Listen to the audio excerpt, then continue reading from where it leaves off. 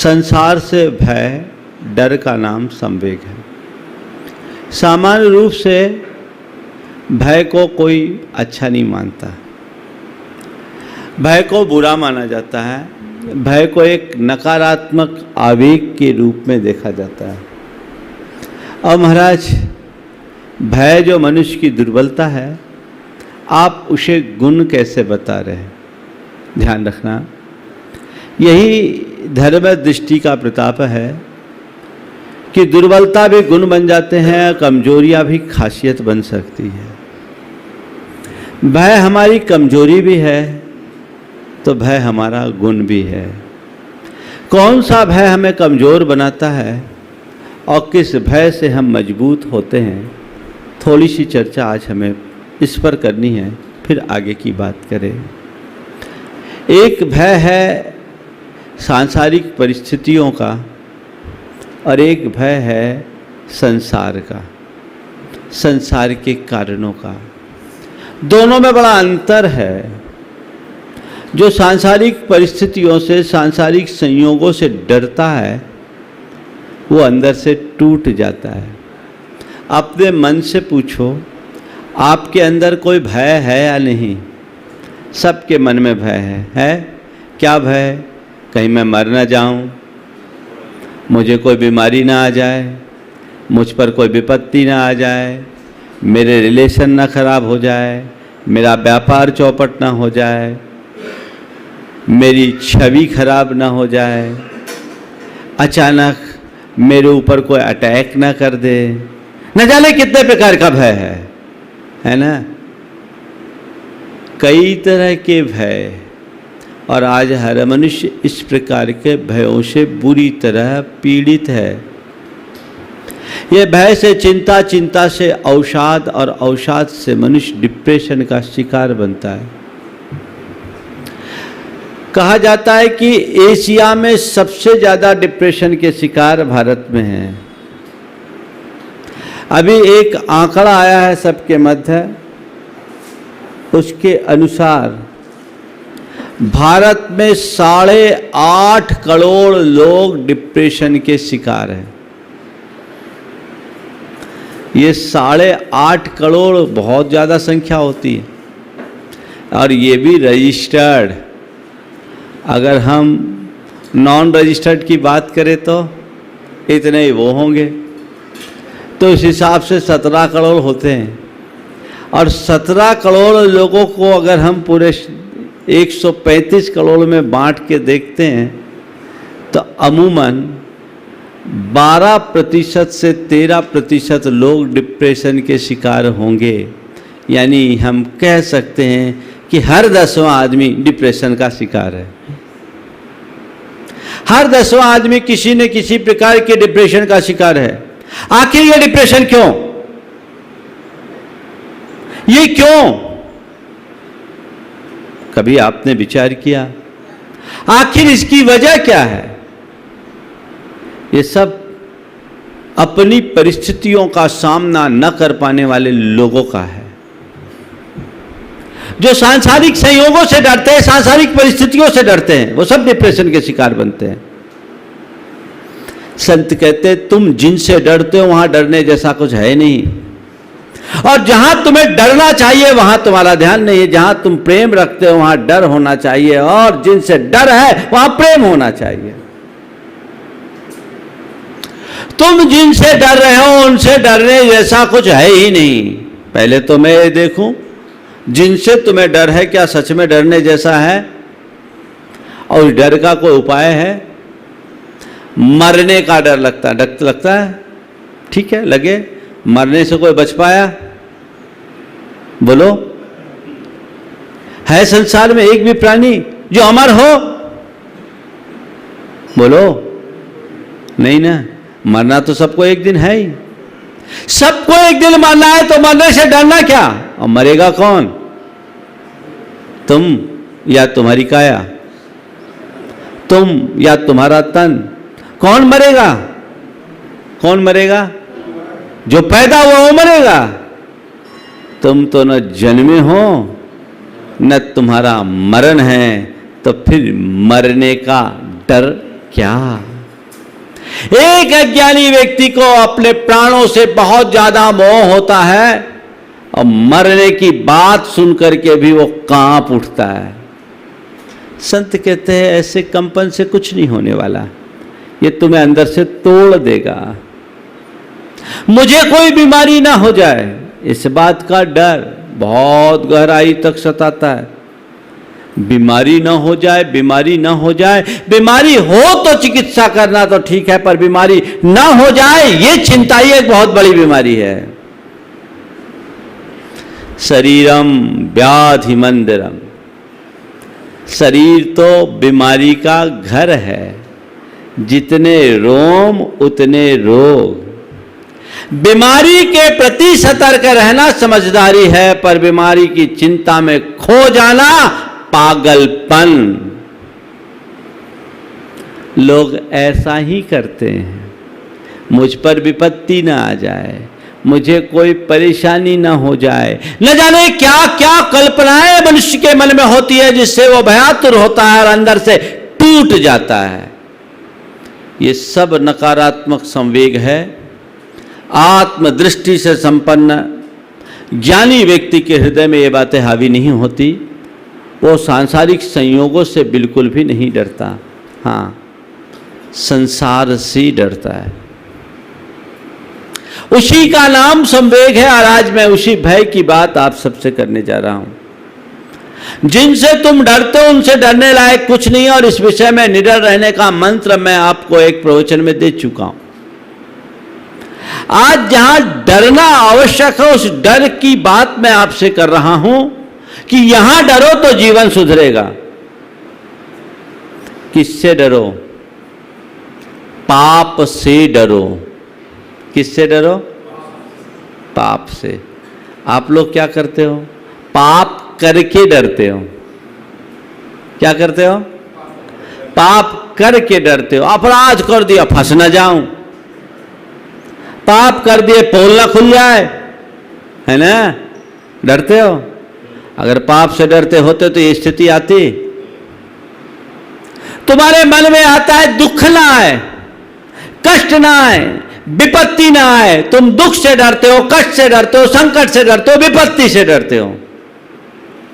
पर जो दुख को जन्म देता है, जो कष्ट को उत्पन्न करता है, जो संकट का जनक है और जो विपत्ति को उत्पन्न करता है, उसके बारे में कभी सोचा? यदि उसके विषय में सोचा होता, उससे डर होता, तो तुम्हारे जीवन में न विपत्ति आती, न कष्ट आता, न संकट आता, न दुख आता। तुम सबसे मुक्त हो जाते। जड़ ही कट जाए, बीज ही नष्ट हो जाए, तो अंकुर कैसे फूटेगा? लोग विष का फल बोते हैं, विष का बीज बोते हैं और फिर सोचते हैं इस विषाक्त वृक्ष की छाया मुझ पर न पड़े। क्या ये संभव है? अगर अपने घर के आंगन में तुमने विष का बीज बोया है तो पनपेगा, उसकी शाखाएं प्रशाखाएं फैलेगी और उसकी छाया तुम्हें संतप्त करेगी ही करेगी। इसमें कुछ सोचने की बात नहीं है। अब फल खा लिया तो सत्यानाश होना ही है। आज सब लोगों के साथ ऐसा ही हो रहा है। उल्टे कर्म करके सीधा परिणाम चाहते हैं। कैसे संभव है? संत कहते संसार से डरो, संसार के कारणों से डरो। पाप से डरो जिससे तुम्हें कोई डर नहीं। पाप करते समय कोई डर होता है? अगर डर हो तो करो ही नहीं। बाद में अरे फल न मिल जाए, यह संभव। जब कभी भी इस तरह की डर की बात करते हैं, लोग इसे थोड़े अलग तरीके से लेते हैं।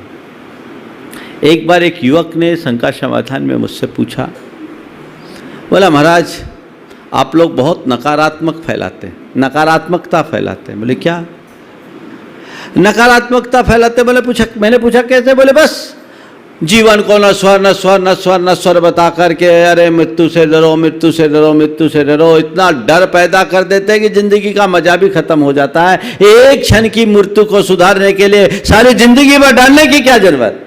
क्या ये जीवन के प्रति नकारात्मकता नहीं है? हो सकता है ये सवाल तुम्हारे मन में भी कभी उठा होगा, हिम्मत नहीं हुई हो पूछने की, लेकिन किसी ने हिम्मत करके पूछ लिया। मैंने उससे कहा नहीं, ये बिल्कुल नहीं, जो तुमने समझा वो गलत है। ये बात सच है कि हमारे यहाँ मृत्यु से डरने की बात की जाती है, लेकिन ध्यान रखना, मृत्यु का भय मृत्यु से डर नहीं, जीवन का अभिनंदन है। मैंने उससे एक सवाल किया कि सड़क पर चलते हो, अनेक साइन बोर्ड लगे होते हैं? बोले हाँ लगे रहते हैं। कई जगह लिखा रहता है एन टर्न है, कई जगह यू टर्न का सिंबल बना रहता है और लिखा रहता है सावधान, आगे अंधा मोड़ है, लिखा रहता है, मतलब लिखा रहता है। तो ये बताओ, वो बोर्ड जो लगाया गया है तुम्हें डराने के लिए लगाया है, किस लिए लगाया है? हाँ, ऐसा तो नहीं कि भैया अंधा मोड़ है गाड़ी रिवर्स करो, ऐसा तो नहीं अंधा मोड़ है गाड़ी रोक दो, हाँ नहीं ना। तुम्हें किस लिए दिखाया गया वो साइन बोर्ड? सावधान, सावधान करने के लिए ना, सावधान हो जाओ। तो तुम साइन बोर्ड लगाने वाले को धन्यवाद देते हो कि गाली? क्या देते हो बोलो? धन्यवाद। क्यों? अच्छा हुआ सावधान कर दिया, अगर सावधान नहीं किया होता और हम बेखौफ होकर के चलते तो निश्चयता दुर्घटनाग्रस्त हो जाते। तो मैंने उनसे यही कहा कि भैया हम तुमसे यही तो कहना चाह रहे हैं कि तुम्हारी जर्नी सपाट मैदान की नहीं है, सावधान, आगे अंधा मोड़ है। उस साइन बोर्ड के संकेत को तो तुम स्वीकार लेते हो, गुरुओं के संकेत को कब स्वीकारोगे? जिस दिन स्वीकारोगे उस दिन जीवन धन्य हो जाएगा। मृत्यु के भय की बात अगर सिखाई जाती है तो केवल इसीलिए सिखाई जाती है कि बेटे जीवन का कोई भरोसा नहीं है, किसी भी क्षण मौत आ सकती है, इसलिए सावधान हो जा। मृत्यु से घबरा मत, पर जीवन का सदुपयोग करना सीख ले। जो करने योग्य है वो पहले कर ले, जो जरूरी है उस पर ध्यान लगा, अपना फोकस उस पर करो जो इंपॉर्टेंट है। जो तुझे करना चाहिए उस पर अपना ध्यान लगाओ। गुरुजन तो यही बोलते हैं ना, भैया जीवन 2 दिन का है, उसमें 1 दिन मौत का है। कब खत्म हो जाए, कौन सा दिन तुम्हारे जीवन का आखिरी दिन हो जाए, इसलिए इससे पहले कि तुम्हारे जीवन के दिन समाप्त हो, अपने जीवन की दिशा तय कर लो। यही ना बताते हैं? हाँ, देखो कई बार आप पेपर देते हैं, बच्चे पेपर देते हैं, 3 घंटे का टाइम सुनिश्चित रहता है। 3 घंटे का टाइम सुनिश्चित होने के बाद जैसे जैसे 3 घंटे पूरे होने को होते हैं, बेल बजती कि नहीं बजती? बजती है। किस लिए बजती है? पेपर छोड़ के भाग जाओ। बेल क्यों बजाता है? अलर्ट हो जाओ, जो कंपलसरी है उसको कर लो। इसीलिए ना, जब बेल बजती तो क्यों कहते अरे काहे को बेल बजा दिया, हमको डरा दिया। नहीं नहीं नहीं नहीं, बहुत अच्छा, बेल बज गई, फर्स्ट बेल बज गई, सेकेंड बेल बज गई, अब थर्ड बेल बजने वाली, फटाफट फटाफट रिवाइज करो, देखो कुछ छूट तो नहीं गया, कोई जरूरी छूट तो नहीं गया, और जो जरूरी है उसको मुझे पहले करना है। इसीलिए ना बेल बजता है। हाँ, नहीं तो लिखने में ही मगन हो जाए, पता लगा पेपर पूरा लिखा लेकिन कंपलसरी क्वेश्चन ही छोड़ दिया, क्या होगा बोलो? थोड़ा देखो, हम लोग रोज बेल बजाते हैं, 3 घंटे पूरे होने वाले हैं, अपना पेपर रिचेक करो, रिवाइज करो, देखो कहीं ऐसा तो नहीं है कि बाकी क्वेश्चंस में तो समय निकाल दिया, कंपलसरी को भूल रहे हो। बोलो, किसको तुमने अपने जीवन में कंपलसरी माना है? क्या कर रहे हो तुम? कभी सोचा किसे कंपलसरी माना? धन लाभ को, प्रतिष्ठा को, धाक को, संबंध को, संपर्क को, सत्ता को, सामग्री को, किसको माना? अभी तक तो तुम्हारे पेपर में यही सब लिखे गए, तुमने पूरा फोकस इन्हीं पर किया है। अरे जीवन के सत्य को समझने की तुमने कभी कोशिश की?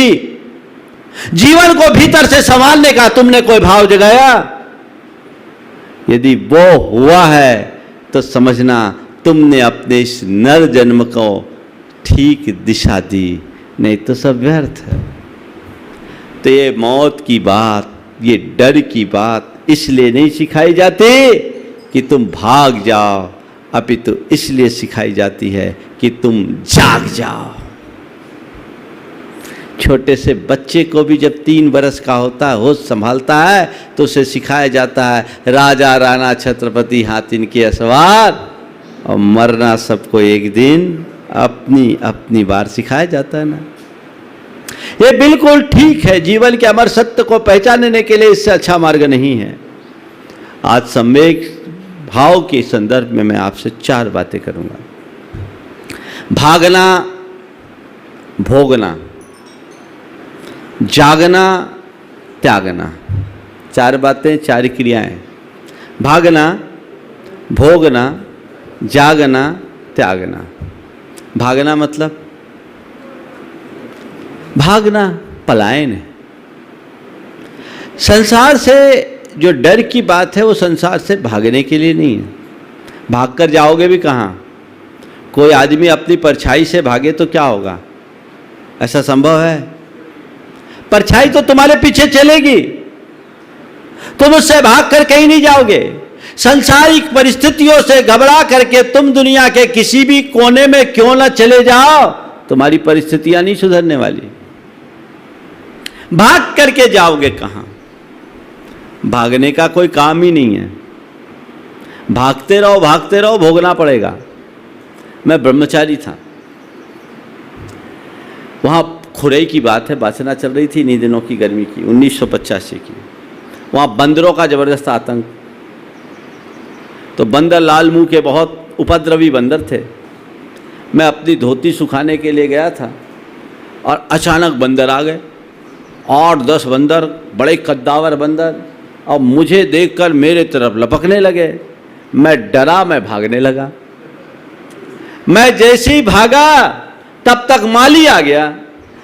और उन दिनों ब्रह्मचारी भैया जी नहीं होते थे, त्यागी जी होते थे। ब्रह्मचारियों को त्यागी कहा जाता था और उनमें वो त्याग दिखता भी था। तो उसने जैसे ही माली ने देखा, बोला त्यागी जी भागिए मत, त्यागी जी भागिए मत। मैंने माली की बात सुनी और मैं वहीं रुक गया, और जैसे मैं रुका देखा बंदर जहां के तहां ठिठक गया, और माली की जैसी दृष्टि पड़ी वो बंदर दुम दबा के भाग गया। आज जब कभी उस घटना पर मेरा ध्यान जाता है तो मेरे कानों में वो बात गूंजती है, त्यागी जी भागिए मत, त्यागी जी भागिए मत, त्यागी जी भागिए मत। मैं भी तुमसे कहता हूँ, जब भी परिस्थितियों का बंदर आकर तुम्हें भपकी देना शुरू करे, त्यागी जी भागिए मत। ये वाक्य याद करो, त्यागी जी भागिए मत, भागिए मत, सामना कीजिए, उसका सामना कीजिए। जो फ्रंट में आए उसको फेस करो, जीवन फ्रेश हो जाएगा। लेकिन अगर कुछ उल्टा पुल्टा फ्रंट में आ, तुम फ्रस्ट्रेट हो जाओगे, घबरा उठोगे, तो जीवन में कुछ भी हासिल नहीं कर पाओगे। आज संसार के ज्यादातर लोग भागते हैं, भाग के जाएंगे कहां? भागने वालों को अंततः भोगना पड़ता है। भागिए मत, तो फिर क्या करें? भोगिए, तो भोगिए भी मत। संसार से भागना ये भी बुरा है, और संसार को भोगना ये भी दुखदाई है। भोगोगे सुखी नहीं हो पाओगे, दुखी रहोगे, आकुलता का अनुभव होगा, चित्त अशांत होगा, जीवन में कुछ भी हासिल नहीं कर पाओगे। भोगना भी एक दुर्बलता है, और लोग भोग रहे हैं। आजकल ज़्यादातर लोग भोगते हैं, दुखों से घबराते हैं, व्याकुल चित्त होते हैं, वो दुख उन पर हावी हो जाता है, रोध होकर के भोगना पड़ता है। भोगना ठीक नहीं। भागना भी ठीक नहीं और भोगना भी ठीक नहीं। देखिए, भागना क्या है और भोगना क्या है, फिर जागना और त्यागना की बात आपसे करूँगा। जब आपके सामने कोई ऐसी स्थिति आए, उससे घबरा कर आप अपने जीवन से हार जाओ, ये भागना है। ये एक पलायन की वृत्ति है। प्रतिकूल परिस्थितियों के सामने आने पर हार मान जाना, घुटने टेक देना, अंदर से हताश होकर टूट जाना, यह एक प्रकार का पलायन है, भागना है। ऐसा जीवन में कभी मत करना। चाहे जैसी चुनौतियां आए, चाहे जैसी समस्याएं, चाहे जैसी परेशानियां आए, भागना मत, हारना मत। ठीक है, आए हैं, चले जाएंगे। अरे ये संसार है, संसार में ऐसा होता है, इनसे डरना क्या। सूरज के ऊपर बादल आते हैं, आने दो। बादल को देखकर कभी घबराए क्या? सघन बादल आए, एकदम काले काले बादल, घटा टोप, दिन में भी अंधेरा छा जाए, ऐसा बादल देखकर कभी तुम घबराए? बोलो, क्यों नहीं घबराए?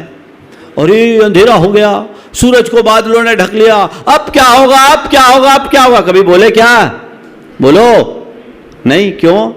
अरे महाराज, ये बादल है, थोड़ी देर के लिए है, ये बादल है, अभी हवा चलेगी, छट जाएंगे। ये बादल टिकने वाले नहीं है, थोड़ी देर के लिए है, ठीक है, चल जाने दो। ढके हैं बादल, पर सूरज को ढक नहीं सकते। ये भरोसा तुम पर है, तुम्हारे अंदर है, तो तुम कभी नहीं घबराते। ध्यान रखना, तुम्हारे जीवन में चाहे जैसे दुखों और कष्टों के बादल आए, चाहे जैसे संकटों की घटाएं छाए, चाहे जैसी विपत्ति के वज्रपात हो, चाहे जैसी कठिनाइयों की बारिश हो, घबराओ मत। ये बादल छटेंगे, ये विश्वास होना चाहिए। सूरज सूरज है, उसका कुछ बिगाड़ नहीं हो सकता। घबराऊं क्यों? प्रतीक्षा करनी है। अभी हवा का निम्न दाब बना है, इसलिए घटा टोप है। ये दाब कम होगा, घटाएं छटेगी, आज नहीं कल छटेगी, छट जाएगी। ठीक है, होने दो, होने दो, होने दो। मन घबराएगा नहीं ना? तो बताओ, जब तुम्हारे सामने कोई परेशानी आती है तो तुम क्या करते हो? संकटों के बादल जब उमड़ते घुमड़ते हैं तो उसको देखकर भागते हो या जागते हो? घबराते हो या उसका सामना करने का साहस पैदा करते हो? बोलो। तो विपरीत परिस्थितियों से घबरा जाना भागना है, और विपरीत परिस्थितियों को रो धो करके गुजारना भोगना है। भागे तो नहीं, अजी क्या करूँ जी, समय ठीक नहीं है, कोई उपाय नहीं है, जहाँ देखो वहाँ नुकसान ही नुकसान है, जहाँ हाथ डालता हूँ वहाँ हाथ जलता है, क्या करे, कैसे होगा है भगवान, मेरे भाग्य में तो सुख लिखा ही नहीं है। बहुत से ऐसे रोना रोने वाले लोग हैं, है ना? ये सब भोगने वाले लोग हैं। कौन लोग हैं? भोगने वाले। बताओ, इस रोना रोने से तुम्हारा कोई रोना मिटा देगा? दूसरों के आगे अपनी लाचारगी और बेबसी पैदा प्रकट करने से तुम्हें कुछ लाभ होगा? कुछ भी हासिल होने वाला नहीं है, सिवाय परेशानी के। लेकिन फिर भी लोग हैं जो रोना रोने की आदत छोड़ते नहीं है। रो रहे रो रहे रो रहे रो रहे, रोते रहो। रोते रोते ही निकल गई सारी जिंदगी, और बोझा ढोते ही निकल गई सारी जिंदगी। आप लोग गाते हो ना? ये कब तक भोगोगे? तो कहते भागिए मत, भोगिए मत। तो क्या कीजिए? जागिए, अपनी चेतना को जगा लीजिए, जीवन और जीवन की व्यवस्था को ठीक रीति से समझ लीजिए। ठीक है, एक जागृत आत्मा में और एक सुप्त आत्मा में क्या अंतर है?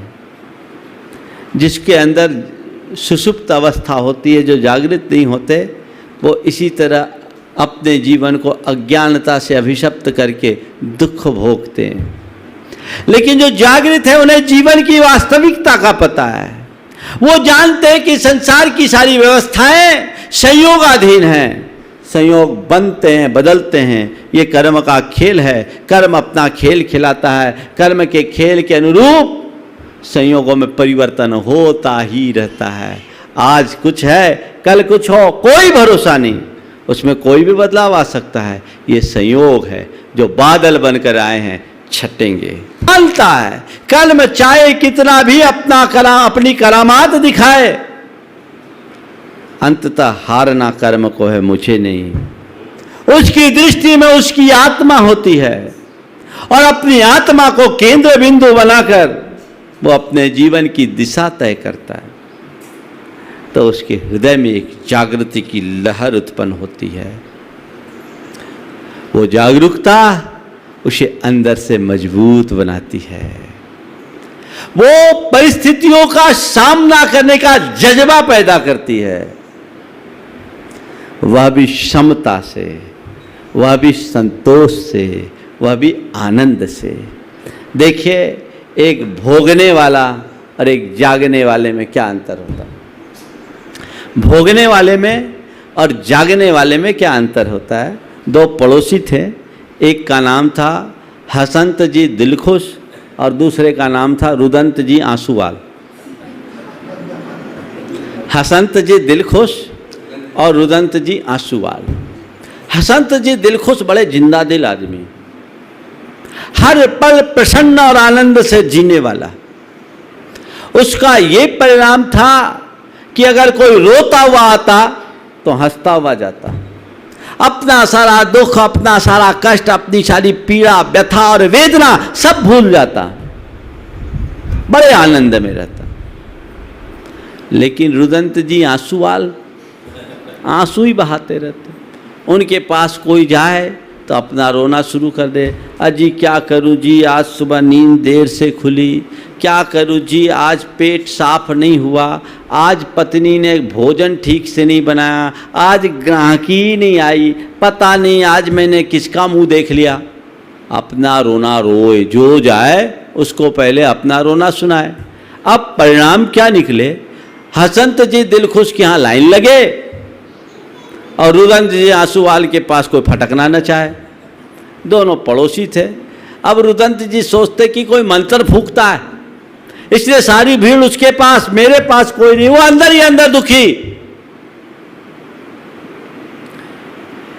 एक दिन एक युवक के मन में भाव जगा कि हसंत जी के दिल खुश होने का राज जानना चाहिए।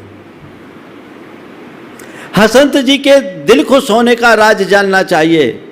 और वो उसके घर पहुंचा। देखा तो 2 कमरे का साधारण सा मकान था। जब अंदर पहुंचा तो देखा उसका 14 साल का बच्चा उसकी गोद में लेटा है और वो उसके सिर पर बाम मल रहा है। घर पहुंचते ही उसने उसे आत्मीय स्वागत करके अंदर प्रवेश दिया, बिठाया। फिर थोड़ी देर बाद इधर उधर की बात होने के बाद उसे चाय ऑफ़र किया और कहा बैठिए, मैं चाय बना कर लाता हूँ। चाय बनाने के लिए वो खुद गया, चाय लेकर आया। तो उसने पूछा क्या बात है, आपके घर में और कोई नहीं है? बोले नहीं, ये बेटा है, एक बड़ा बेटा है, थोड़ा आवारा है, घूमता रहता, अभी आएगा खाना खाकर चले जाएगा। और इसकी माँ है जो पिछले 2 बरस से विक्षिप्त है, अंदर कमरे में लेटी हुई। अच्छा, घर का काम आपको ही करना पड़ता? बोले हाँ, आपको ही करना पड़ता। मैं ही करता हूँ, उसमें क्या बुराई है, मैं सारा काम करके अपने दुकान पे जाता हूँ। बोले अच्छा। एक बेटा आवारा, दूसरे बेटे को बीमार, बुखार, पत्नी विक्षिप्त, और घर का काम भी आप ही करते हैं, फिर इतने खुश कैसे रहते हो? इतने खुश कैसे रहते हो? उस व्यक्ति ने जो जवाब दिया वो एक जागृत आत्मा का बहुत बड़ा संदेश है। उसने कहा भाई, मैं तो यही सोचता हूँ, मेरी पत्नी विक्षिप्त है तो क्या हुआ, कम से कम बेसुध पड़ी तो रहती है, चिल्लाती तो नहीं। यदि विक्षिप्त होने के साथ ज़्यादा चिल्ला चोट करती होती तो मेरा जीना मुहाल होता। मैं वक्त पर उसे खिला देता हूँ, पिला देता हूँ, नहला देता हूँ, धुला देता हूँ, मेरा काम पूरा हो गया। मेरा बेटा आवारा है, ये बात सही है, पर मैं सोचता हूँ कि चलो बेटा आवारा है तो क्या हुआ, कम से कम अपराधी तो नहीं। घर का काम करने में मुझे कोई गुरेज नहीं, मुझे कोई तकलीफ नहीं। मैं सोचता हूँ कि चलो समयाभाव के कारण ऐसे एक्सरसाइज नहीं कर पाता, कम से कम घर के काम के बहाने मेरी एक्सरसाइज हो जाती है और मेरे तन की तंदुरुस्ती का आधार हो जाता है। सामने वाले ने पूछा ऐसा आप कर कैसे लेते हो? उसने कहा मैं ज़्यादा कुछ नहीं जानता, हर हाल में प्रसन्न और संतुष्ट होकर के जीना ही मेरा लक्ष्य है और इसे ही मैं अपने जीवन का मूल मंत्र मानता हूँ। कर्म के उदय में जो आ जाए सहज रूप से स्वीकारे। यह है जागने की बात। बोलो तुम लोग कहाँ हो, भागने वालों में, भोगने वालों में, या जागने वालों में? मान लूं बोला महाराज अभी तो जब तक आपके पास है एकदम जागे हुए है ना, आगे आप लोग जागना कैसा होता बता दूं। दो मित्र थे, दोनों मित्रों में आपस में एक दूसरे की दिनचर्या को लेकर के सवाल हुआ कि दिनचर्या कैसी है।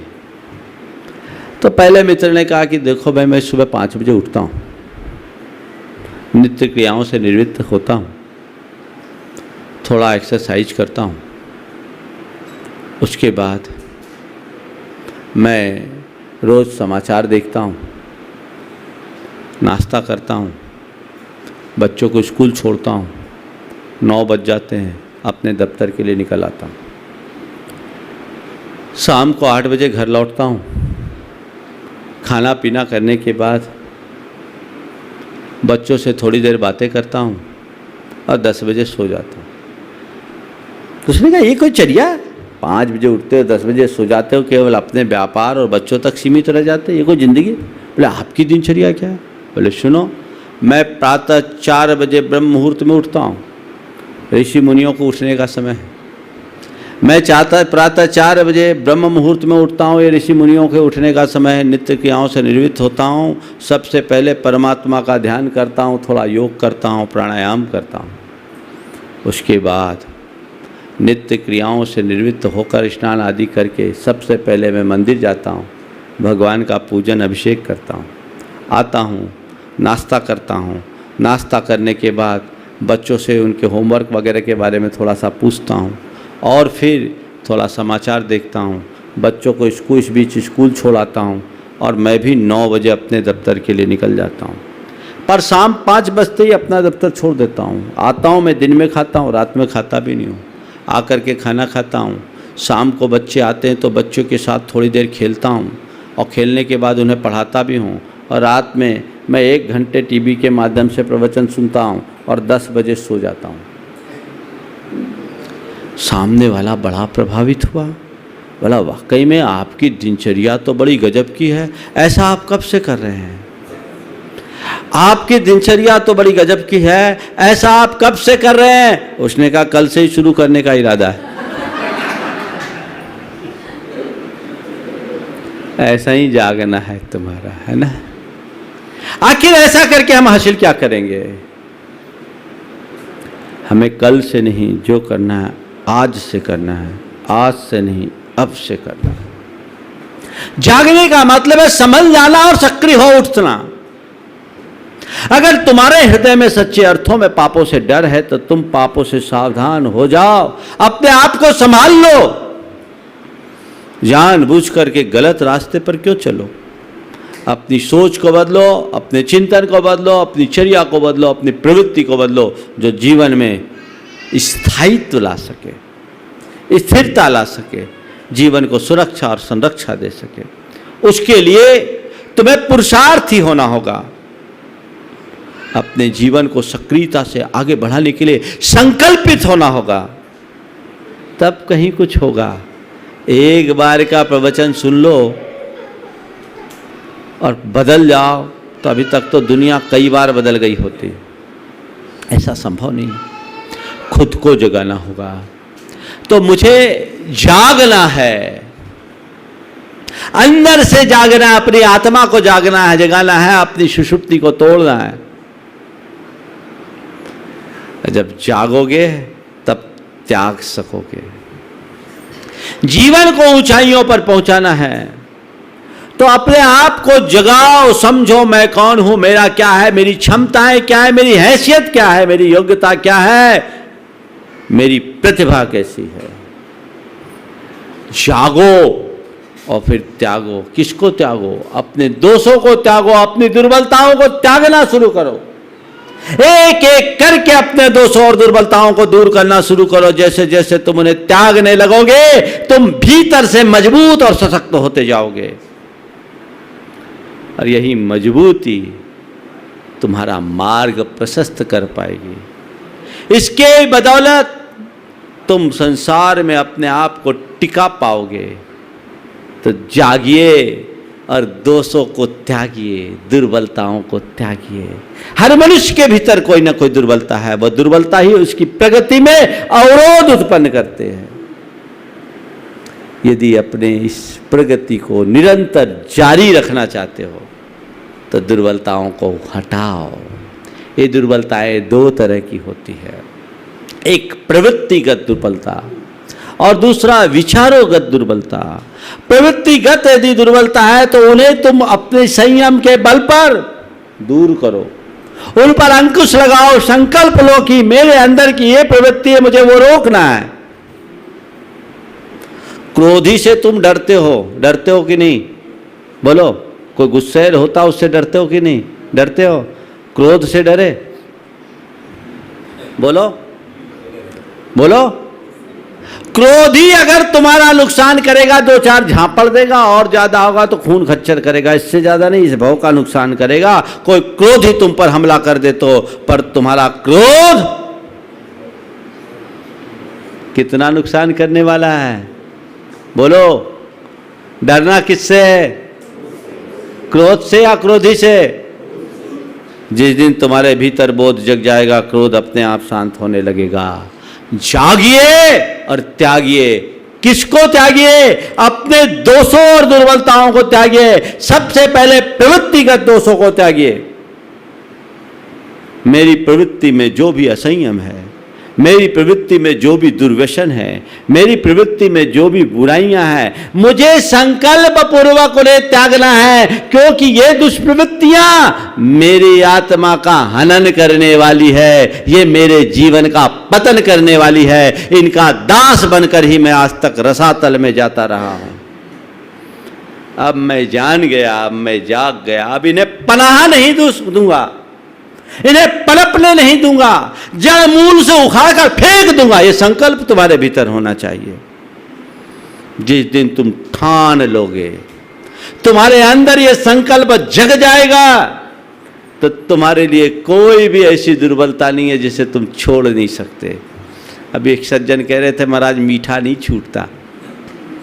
जिस दिन मन में आ जाएगा ना, उस दिन सब छूट जाएगा। संकल्प में एक बहुत बड़ी ताकत है। हम लोग डर डर की बात करते, केवल डरने से काम नहीं चला, अंदर से जाग जाओ। ये जागरूकता का एक अभियान है। अब मुझे त्यागना है। देखो मेरे अंदर के जो भी दोष है उनको मुझे त्यागना है।